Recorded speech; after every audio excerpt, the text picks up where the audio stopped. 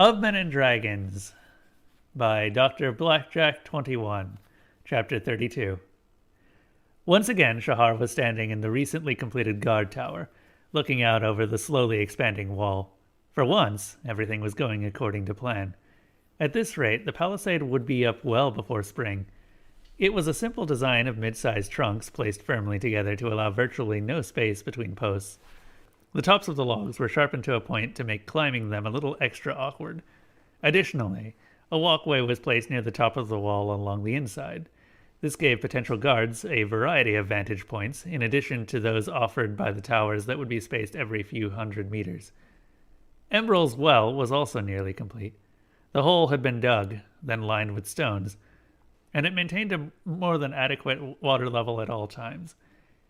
It had a raised wall around the outside, and the top was capped off to prevent wildlife from falling inside and contaminating the water. She was working with both Fei-En and Telron to design a system for more easily lifting water out of the well, and then the usual bucket on a rope that people would haul up by hand. This well would use some sort of pulley system attached to a hand crank that apparently dramatically reduced the water bucket's weight, allowing for more water to be drawn up at a time. It was going to have 4 such systems lined up around the outside. Each of these were going to have a locking mechanism. When engaged, it would prevent the bucket from falling further than an eighth of the crank and allow the bucket to be locked at the top. The design was complicated enough that it took a few tries to explain to Telron and Fei-En what Embril was looking for. But now the two crafters were working together to make Embril's idea functional. There was a bit of trial and error. It took 2 days and a few scrapped parts to get one side up and running. However, now that the first draw system was in place, the workers were confident they could put the next 3 together in far less time than the first had taken. Meanwhile, Fei-En's little speech to Lonthal a few days ago had caused the youth to push himself further and faster when it came to bringing Embril's ideas to life. For the first time he could remember, hunting was a secondary priority. Well, it would have if Embril didn't depend on him bringing home meat so she could cook up one of her popular dishes. When he wasn't on the hunt, Lonthal was almost always found asking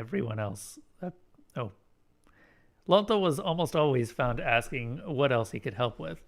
He threw himself into each task with a vigor that only abated when he was able to spend time talking with Embril. Not to be outdone, Telron's work was beginning to far outshine his years of experience. He crafted each tool or component as though they were his personal gift to Embril, and his dedication to his craft showed through in the results. Angela even commented that old Marcon will have to watch his back, or this young pup might surpass him. Now, one of the most significant issues slowing them down was getting enough lumber. Because of that, Shahar was out using the chainsaw almost daily to meet the workers' needs. The more she used the chainsaw, the easier it became, but she marveled at the fact that she still wasn't as productive as Jack had been. It was easy to look down on humans being small and weak, but there was something to humans that deserved a certain amount of respect. The thought of Jack brought a frown of concern to Shahar's face. He was showing signs of progress, but it seemed to be taking an agonizingly long time. The workers had all stopped asking about Jack, and Shahar had a distinct impression they just assumed he was dead. As far as the workers were concerned, she'd been running the camp longer than he had been. How would they react the day Jack woke up and took back over? Shahar shook her head. These were concerns for another time and place. For now, the woodworker whose turn it was to help gather wood had just walked up to the base of the tower and was now waiting on Shahar.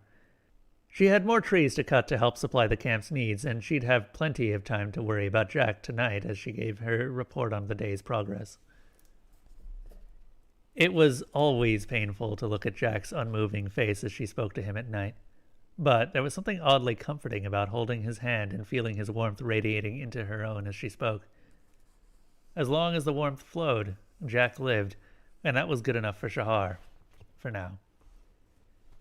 After that, Shahar would settle down in the bedroll she'd made on the ground beside Jack's bed. If Jack woke up in the middle of the night, his bodyguard was going to be there and ready to help in any way he needed. Embril also took her turns talking to Jack, though her conversations were more often centered about whatever problems she was dealing with. The subjects would range from logistical issues about her designs from the camps to the emotional problems weighing her down at the time. She'd told Shahar that imagining what Jack might say in response to her issues often led Emerald to conclusions she might never have come to on her own. Shahar could understand that. It had been weeks, but she could still sometimes hear Jack's quips in the silent moments of a conversation. Even now, she could imagine that stupid grin he'd have on his face before saying something to get a reaction out of her. It had taken her a while to realize he enjoyed pushing her to the point she'd give him a light smack in response to some smart remark. He said it meant he'd won that round of verbal sparring, whatever that meant. Her frown now replaced with a smile of her own, Shahar jerked her head towards the forest just past the wall as she spoke to the woodworker. "Let's get to work." Emerald was cooking a large pot of stew in the worker's billet. This batch of smoked meat was a bit on the tough side and needed a little extra attention to make it palatable. She'd mixed in a few roots and tubers that Lonthal had gathered for her during his hunting forays into the forest. While she worked, Angela played a little tune over her headband, and Emerald was dancing in place while humming to herself as she chopped up the ingredients. Emerald never heard Shahar and the woodworkers enter and continued to hum and dance until a sneeze from behind her made her freeze. Emerald stayed utterly motionless for a few moments, hoping the sound had just been some weird trick of the wind finding a crack in the doorframe. But she knew she was deluding herself.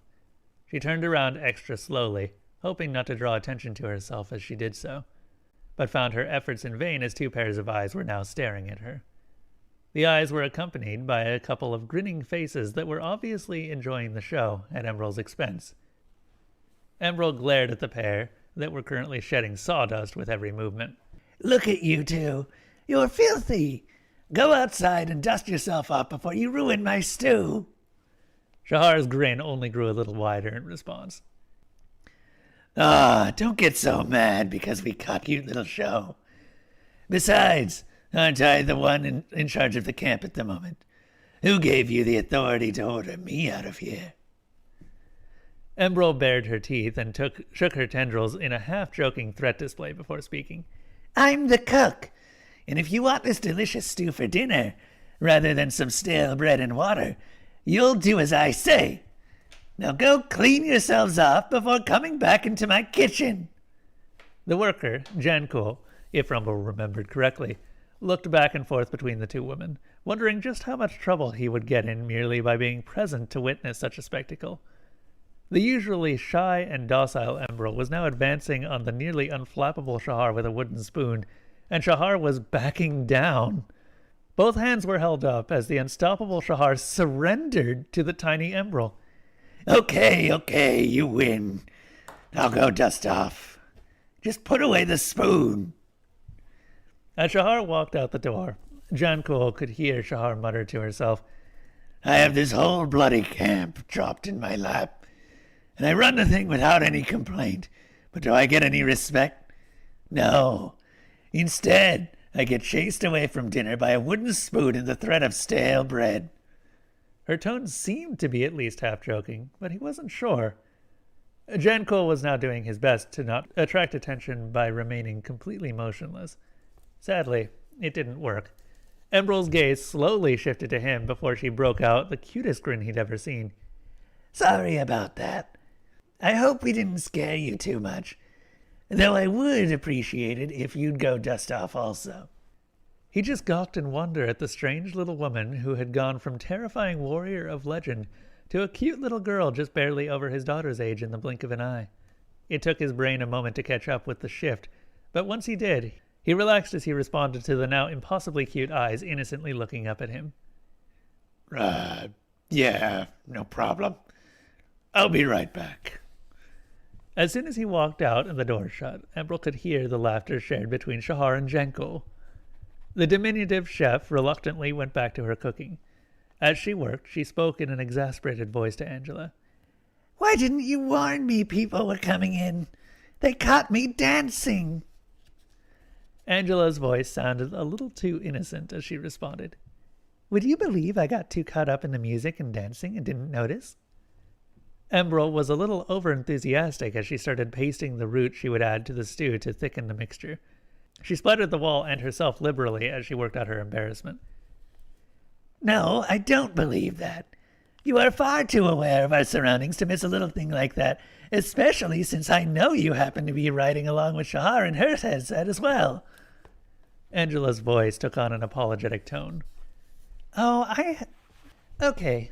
How about you looked so cute doing your little dance I had to share it with someone. That much cuteness was not meant for one AI alone." Emerald grumped at the AI while she worked.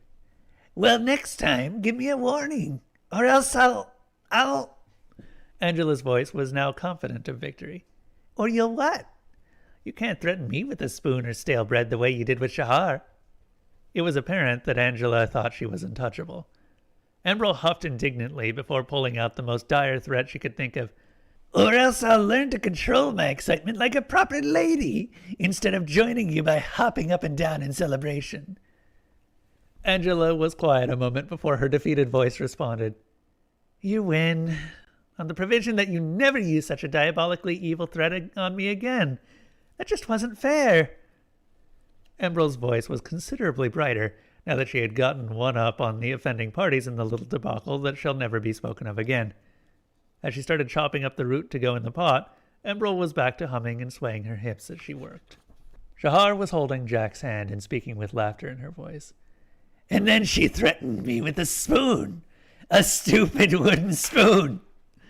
The look on Janko's face was priceless. Shahar had to close her eyes and shake her head for a moment at the memory. Then she opened her eyes again. It took her a moment to realize that Jack's eyes were open as well, and he was looking right at her. Shahar leapt forward, pulling Jack into a crushing embrace. Tears were flowing freely as she babbled. "You're awake. You've come back to us. Angela, Emerald, come quick, Jack's awake." Shahar heard the thunder of Emerald's approaching footsteps and saw the glow of Angela's avatar, but her world was focused entirely on Jack. She studied Jack's face intently and realized very quickly something was wrong. Aside from his face, Jack's expression was altogether unchanged. Even those looked a bit wrong, as though they were looking toward her, but not at her. She gripped her hand tightly as she begged. "Please, Jack, say something. Anything. Speak to me." Emerald had burst into the room, ready to tackle Jack, but she stopped short when she heard the desperation in Shahar's voice. Jack's eyes were unfocused. The entire room held its breath after Shahar's plea. Shahar was just giving in to tears, born of the kind of devastation brought on by crushed hope, when Jack's voice pierced the silence of the house for the first time in weeks. His voice was cracked, halting, and barely above a whisper, but everyone was so silent and attentive that all three women heard him as clear as day. "This mountain is so tall." Jack paused and took a deep breath before continuing a moment later. "And the wind is so cold." Following that, Jack's eyes closed again, and what little strain he seemed to be putting on his body seemed to ease out of him as he fell back into his relaxed pose. Jack was asleep once more. Shahar turned her tear-stained face towards Angela. "What was that? What does it mean?" Angela couldn't keep the emotion from her voice, despite nearly overheating a few processors in her attempt to do so. "It means there's real hope now. It means he's finally making real progress." Jack looked at the mountain currently standing before him. The wind coming off it was so cold, it stung his face, and he could already feel his fingers ache in anticipation of what lay ahead. The road he had been following disappeared into the mountain, and he could hear Shahar's voice coming from above the peak. "This is going to suck. I've never been particularly interested in rock climbing, or heights." Jack cracked his knuckles, stretched his neck, rotated his arms in their sockets, and, failing to think of anything else he could do to psych himself up, not that any of those actually worked, he grabbed hold of his first handful of rock and pulled himself up, grumbling under his breath the whole time. "Come on, Jack. You fly spaceships in space. You're not going to let a little thing like a fear of heights stop you now, are you?" He'd made it up about 10 feet before looking down. His vision spun for a moment, and he pulled himself tight against the rock he was holding on to with very white knuckles. He usually wasn't this bad until at least 3 or 4 stories off the ground. Angela had to handle most takeoffs or landings for this reason. But something about a perilous handhold on an untested rock wall made everything worse. Finally, he forced his muscles to relax, and he reached up to the next handhold he could find. This is going to be a long climb. Angela was finishing her explanation. So, as he starts coming out of his coma, he'll wake up like he just did more often. Eventually, he may even seem to fully wake up before slipping back into the coma, but that's all normal. Emerald was hugging Shahar. She was bawling her eyes out, but they were happy tears. Even if he hadn't made any sense, Jack had spoken again. The younger girl had almost given up on ever hearing Jack's voice again. But now her hope was renewed and burning brightly. At this moment, she felt like she could fly. It took a moment for Shahar and Emerald to realize that Angela was standing very quietly. The small celebration in front of her seemed forgotten, as she tilted her head to one side as though listening to something. When she spoke, the worry was evident in her face. Shahar, go and warn the workers. We've got a cold front moving in. It's going to be far colder than anything I've seen on this planet before now.